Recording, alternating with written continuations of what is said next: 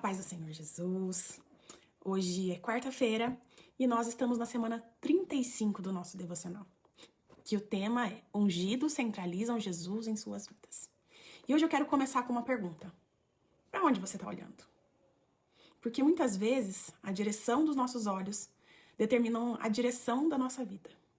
A gente olha para os problemas, para as preocupações, olha para o futuro, para aquilo que está acontecendo ao nosso redor e sem perceber, tira os olhos de Jesus. E olha que interessante a sequência da palavra desses últimos dias. Em Colossenses 1,16, a gente aprendeu que as coisas foram criadas por meio de Jesus e para Jesus. Ele é o centro. Depois, em Hebreus 12,2, nós somos chamados a olhar firmemente para Jesus. E hoje, em João 14,6, Jesus diz: Eu sou o caminho, a verdade e a vida. Ninguém vem ao Pai senão por mim.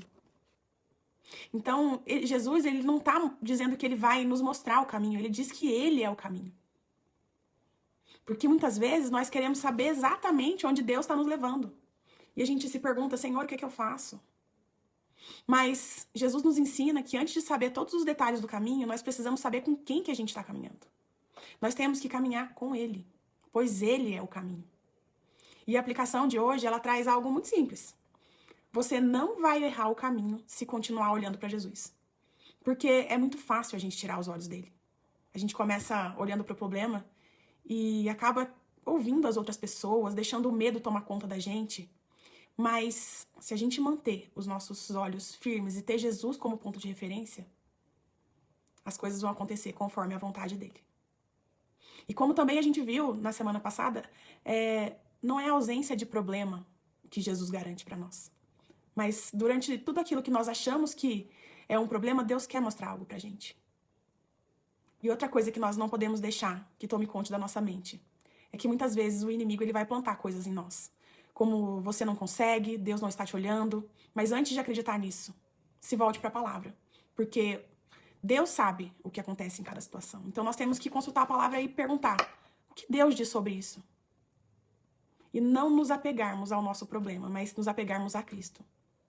Porque se nós caminhamos junto com ele, ele sabe de todas as coisas. E ele vai direcionar exatamente o caminho que nós precisamos seguir.